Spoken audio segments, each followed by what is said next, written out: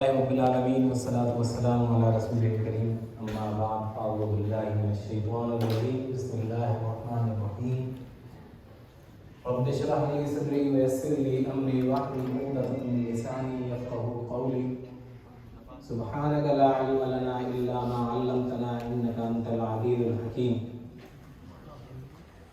السلام علیکم ورحمۃ اللہ وبرکاتہ. وعلیکم السلام. دوستوں اور ساتھیوں، آج افطار سے میرے خیال میں 10 منٹ قبل میں یہاں جب اس مسجد میں داخل ہوا، دیکھ کے مجھے انتہائی خوشی محسوس ہوئی کہ 4 صفیں جو ہے وہ اپنی آب و تاب کے ساتھ جو ہے وہ بچھی ہوئی ہیں. 4 دسترخوان، اور ہر دسترخوان کے اوپر ہر فرد کے لیے جو ہے وہ کھانا تقریباً پہنچ چکا تھا.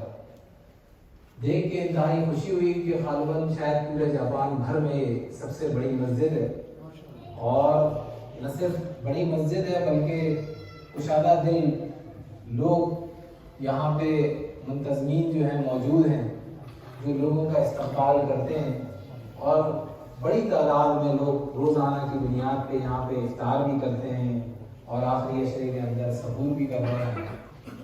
انتہائی خوشی ہوئی دیکھ کر کے کہ اللہ رب العزت نے اس مسجد کو جو قائم کیا اور جن جن لوگوں نے اس کے اندر دام میں در میں سکھ میں حصہ لیا، اللہ رب العالمین ان کو تا قیامت اس کا انشاءاللہ اجر ان کا ملتا رہے گا. اور ان منتظمین کا کہ جو دام در میں سکھ نے کسی بھی حوالے سے، چاہے وہ ویکیوم مشین لگانے والے ہوں، چاہے وہ برتن دھونے والے ہوں، چاہے وہ کھانا سرو کرنے والے ہوں، چاہے وہ کھانا پکانے والے ہوں، یا یہ کہ اس کے اندر اپنا حصہ ڈالنے والے ہوں پیسوں کی صورت میں، اللہ تعالیٰ ان کو انشاءاللہ دنیا میں بھی اور آخرت میں بھی اس کا بڑا بدلہ عطا فرمائے گا. میں آپ تمام ساتھیوں سے درخواست کرتا ہوں کہ تمام ساتھی میرے ساتھ مل کر کے ان لوگوں کے لیے کہ جو اس میں دام در میں سکھ نے اس مسجد کو آباد کرنے کے لیے، بلکہ نہ صرف اس مسجد کو بلکہ جاپان بھر کی مساجد کو اسی طرح سے آباد رکھنے کے لیے اپنا حصہ ادا کر رہے ہیں، اللہ تعالیٰ ان کو بہت ہی کثیر تعداد میں جزا عطا فرمائے. سب میرے ساتھ مل کر کے بولیں اور اونچی آواز میں بولیں، جزاک اللہ خیرا کثیرا. جزاک اللہ خیرا کثیرا. ان تمام منتظمین کے جو تمام رضاکار ہیں کہ دن بھر کام کرتے ہیں اور کام کرنے کے بعد یہاں آ کر کے نہ صرف کھانے بناتے ہیں، کھانے تیار کرتے ہیں، کھانے سرو کرتے ہیں، پھر اس کی صفائی میں اپنا حصہ ادا کرتے ہیں، اور پھر گھر پہ جا کر کے ابھی پوری طرح سے آرام نہیں کرتے اور پھر دوبارہ سے سحری کے لیے اٹھ جاتے ہیں. واقعی قابل مبارکباد ہیں اور قابل تحسین ہیں. اللہ تعالیٰ سے ہم دعا کرتے ہیں کہ اللہ تعالیٰ ان کو دنیا میں بھی اور آخرت میں بھی اس کا پورا بدلہ عطا فرمائے.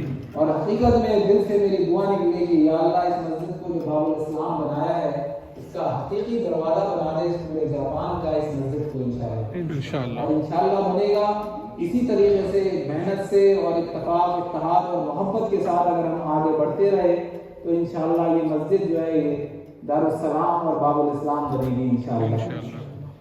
دوستوں اور ساتھیوں، یہ مہینہ بڑا مبارک مہینہ ہے، بڑا بابرکت مہینہ ہے. کیوں ہے؟ کوئی سوال کا میرے جواب دے گا کیوں ہے یہ بابرکت مہینہ؟ کوئی بتائے گا؟ اس میں قرآن نازل ہے. اللہ تعالیٰ قرآن میں ارشاد فرما رہا ہے شہر رمضان الذی انزل فیہ القرآن ھدی للناس وبینات من الھدی والفرقان، کہ اس مہینے کے اندر، رمضان کے مہینے کے اندر قرآن کو نازل کیا. اس مہینے میں جب قرآن کو نازل کیا، وہ قرآن جو کتاب ہدایت ہے تمام انسانوں کے لیے، صرف مسلمانوں کے لیے نہیں، تمام انسانوں کے لیے، آدم علیہ السلام سے لے کر کے اب تک اور آئندہ جو قیامت تک لوگ جو آئیں گے ان تمام لوگوں کے لیے آپ صلی اللہ علیہ وسلم کے ذریعے سے ہم تک یہ کتاب پہنچی ہے. اور آپ صلی اللہ علیہ وسلم نے اپنی زندگی کے اندر، اپنی سیرت کے اندر اس کتاب کو پریکٹیکلی کر کے دکھایا ہے کہ یہ واقعی کیا کتاب ہے.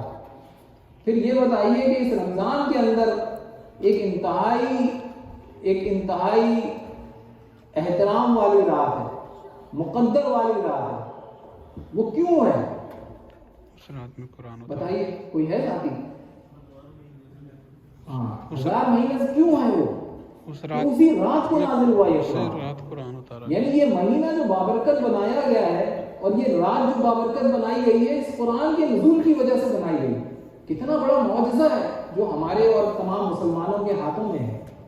لیکن کتنے افسوس اور پریشانی اور فکر والی بات ہے کہ یہ وہ کتاب ہے جو اس دنیا کے اندر نازل ہوئی ہے اور سب سے مظلوم کتاب کہ جو سب سے زیادہ پڑھی جاتی ہے.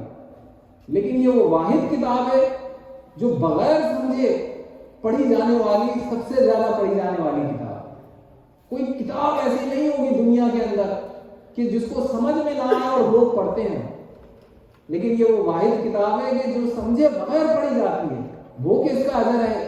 اللہ رب العالمین آپ صلی اللہ علیہ وسلم کے ذریعے سے ہم تک یہ بات پہنچی ہے کہ اس کے ہر حرف کے اوپر نیکی ہے، 10 نیکیاں ملتی ہیں.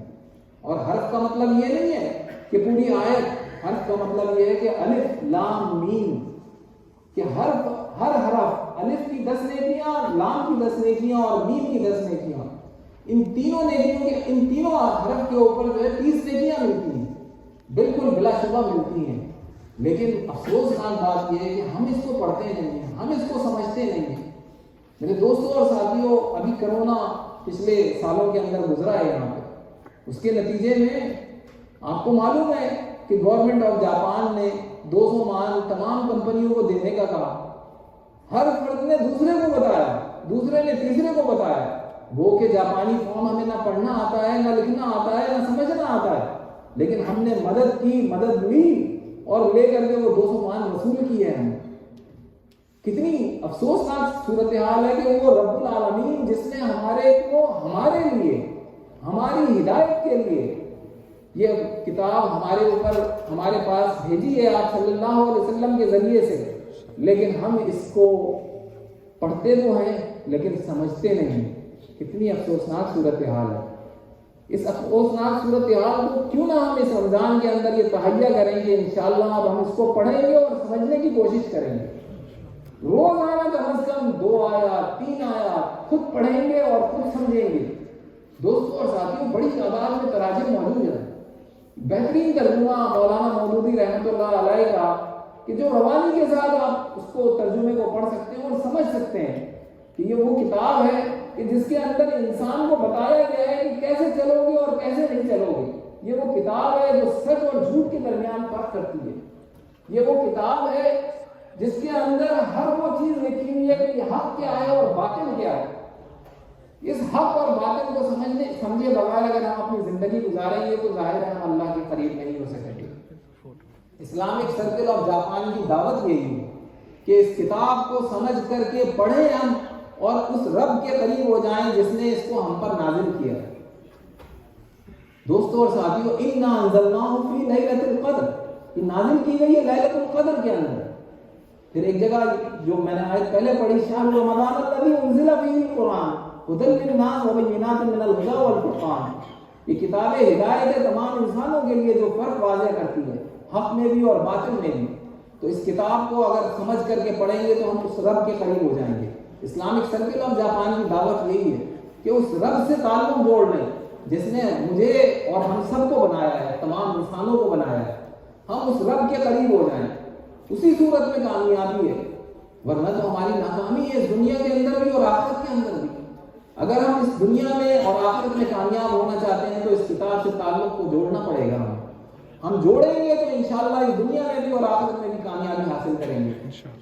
یعنی کتنی بہترین بات ہے کہ اس مہینے کے اندر ہماری مسجدیں آباد ہو جاتی ہیں. اور کتنی زبردست بات ہے کہ یہ روزہ جو صرف اور صرف اللہ رب العالمین کے لیے ہے اور ہم سب رکھ رہے ہوتے ہیں. ہم سب اس پہ ایمان لاتے ہیں، ہم اللہ پہ ایمان لاتے ہیں. آپ رسول صلی اللہ علیہ وسلم، محمد صلی اللہ علیہ وسلم کو آخری نبی اور آخری رسول تصور کرتے ہیں، اس پہ ایمان لاتے ہیں اور قرآن پہ ایمان لاتے ہیں، اس کے ملائکہ پہ ایمان لاتے ہیں. تمام جو جتنے انبیاء گزرے ہیں ان سب پہ ایمان لاتے ہیں. تمام جتنی کتابیں گزری ہیں ان سب کے اوپر ایمان لاتے ہیں. اور آخری کتاب جو قرآن جس کو بتایا گیا ہے کہ یہ زندگی گزارنے کا طریقہ اللہ رب العالمین نے ہمیں آپ صلی اللہ علیہ وسلم کے ذریعے سے دیا ہے. لیکن افسوسناک صورتحال یہ کہ اس کو ہم سمجھ کر کے نہیں پڑھتے. آج سے وعدہ کر رہے ہیں انشاءاللہ ہاتھ اٹھائیں اور عہد کریں کہ جس طرح سے ہم نے پچھلا رمضان گزارا تھا اس لیے رمضان جو ہے ہم آج عہد کرتے ہیں کہ ہم اس طرح سے نہیں، بلکہ آج ہی ہم عہد کرتے ہیں کہ انشاءاللہ اس کو سمجھ کر کے پڑھنے کی کوشش کریں گے. ہاتھ اٹھائیں اور وعدہ کریں انشاءاللہ. کتنے لوگ ہیں جو پچھلے رمضان میں ہمارے ساتھ تھے، جاپان کے اندر بھی اور جاپان سے باہر اپنے ملکوں کے اندر، لیکن آج وہ ہمارے ساتھ نہیں ہے. وہ رب العالمین کی طرف رخصت ہو چکے ہیں، منتقل ہو چکے ہیں اس آخرت کی طرف. اور آئندہ بھی ہمیں نہیں معلوم کہ ہم آئندہ رمضان حاصل کر سکیں گے کہ نہیں کر سکیں گے. آپ صلی اللہ علیہ وسلم دعا کیا کرتے تھے جب رمضان اختتام کی طرف جا رہا ہوتا تھا، دعا کرتے تھے کہ یا اللہ ہمیں آئندہ رمضان تک کی زندگی عطا فرما، تاکہ ہم اس رمضان کے ذریعے سے اپنے وہ تمام گناہ بخشوا لیں جو میرے اور رب کے درمیان کے گناہ ہیں. آپ صلی اللہ علیہ وسلم نے قال رسول اللہ صلی اللہ علیہ وسلم من صام رمضان ایمانا و احتسابا غفر له ما تقدم من ذنبه. پھر آپ صلی اللہ علیہ وسلم نے فرمایا کہ من قام رمضان ایمانا و احتسابا غفر له ما تقدم من ذنبه. کہ آپ صلی اللہ علیہ وسلم نے فرمایا جس نے رمضان کے روزے ایمان اور احتساب کے ساتھ رکھے، گویا کہ اس نے اپنے تمام گناہ بخشوا لیے. اور جس نے اپنے رمضان کے مہینے کے اندر قیام کیا راتوں کو کھڑے ہو کر کے قرآن سنا، اس نے اپنے تمام پچھلے گناہ معاف کروا لیے. لیکن یہ وہ گناہ ہے جو میرے اور اللہ رب العالمین کے درمیان، آپ اور اللہ رب العالمین کے درمیان حقوق اللہ والے ہیں. تو اللہ تعالیٰ سے دعا ہے کہ ہمیں اس رمضان کے ذریعے سے وہ تمام گناہ بخشوانے کی توفیق عطا فرمائے، اور آئندہ کے لیے ہمیں ہمت، حوصلہ اور توانائی عطا فرمائے کہ اس رمضان کے ذریعے سے، اس رمضان سے ہی ہم وہ کتاب کو ترجمے اور تشریح کے ساتھ پڑھنے کی کوشش کریں گے. بہت سارے تراجم موجود ہیں، یہاں بھی ہوں گے کئی لوگوں کے، کئی علماء کرام کے. اس میں مولانا مودودی رحمۃ اللہ علیہ کا میرا اپنا یہ خیال ہے کہ آپ پڑھ کر کے دیکھیں تو انشاءاللہ وہ سمجھ میں بھی آئے گا، اور روانی کے ساتھ ترجمہ موجود ہے، وہ انشاءاللہ آپ کی زندگی کے لیے کارآمد بھی بنے گا. لیکن یہ صرف اپنے لیے نہیں، یہ جو کتاب ہے یہ اپنے لیے نہیں، صرف اپنے گھر والوں کے لیے بھی، یہ اپنے بچوں کے لیے بھی. میری اپنی خود یعنی کوشش ہوتی ہے کہ اپنے گھر کے اندر تمام لوگوں کو، اپنی وائف کو بھی، اپنے بچوں کو بھی ساتھ بٹھا کر کے قرآن کا باقاعدہ تلاوت کرواتے ہیں، اور تلاوت کر کے اس کا ترجمہ پڑھواتے ہیں، اس کے بعد ڈسکس کرتے ہیں. ہم نے اس رمضان کے اندر الحمدللہ سورہ رحمان جو ہے وہ مکمل کی ہے، اور اس کے علاوہ تو ایک دو آیات ہی صحیح روزانہ، لیکن اس کے اوپر ڈسکس کریں کیا سمجھ میں آیا، رب ہم سے کیا پکار رہا ہے، رب ہم سے کیا کہہ رہا ہے، رب ہم سے کیا چاہ رہا ہے. اس کے مطابق پھر ہم اپنی زندگی اور اپنی زندگی کی پلاننگ کر سکیں گے. کتنے افسوسناک بات ہے کہ ہم لمبی پلاننگ کرتے ہیں، یعنی 50 سال کی آئندہ کے لیے جناب یہ گھر بھی بنانا ہے، یہ گاڑی بھی لینی ہے، والد کے لیے بھی، والدہ کے لیے بھی، حج بھی کرانا ہے، شادیاں بھی کرانی ہیں. لیکن اس پوری پلاننگ کے اندر کہیں یہ ہم تذکرہ نہیں کرتے، نہ لکھتے ہیں کہ کسی پلاننگ کے دوران موت بھی آ سکتی ہے. معلوم ہے نا، کسی وقت بھی، کسی لمحے بھی. لیکن اگر یہ پلاننگ موجود ہو، موت کو یاد رکھیں، تو یقین جانیں کہ ہماری زندگی جو ہے وہ سیدھی راہ پر اور صراط مستقیم پر چلتی رہے گی.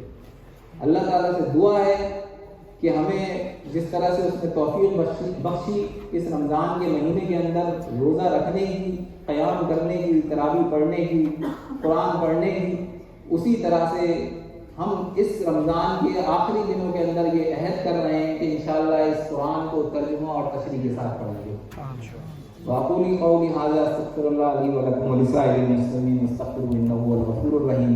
اور ایک اور اناؤنسمنٹ میں جانے سے پہلے یہ کر دوں کہ 4 مئی کو یہاں سب انشاءاللہ بھرپور انداز میں صبح 10 بجے 4 مئی بروز جمعرات پاکستان سے انتہائی محترم مہمان پروفیسر اشتیاق گوندل صاحب یہاں تشریف لا رہے ہیں. انشاءاللہ آپ ان کو سن کر کے اپنی ایمانی حرارت میں اضافہ محسوس کریں گے. ضرور تشریف لائیں فیملی کے ساتھ، بچوں کے ساتھ. بچوں کے علیحدہ پروگرامات ہوں گے، خواتین کے علیحدہ پروگرامات ہوں گے، مردوں کے علیحدہ پروگرامات ہوں گے. صبح 10 بجے 4 مئی صبح 10 بجے 4 مئی بروز جمعرات. اس کو یاد رکھیں، لازماً اس میں شریک ہوں گے نا انشاءاللہ. جزاک اللہ.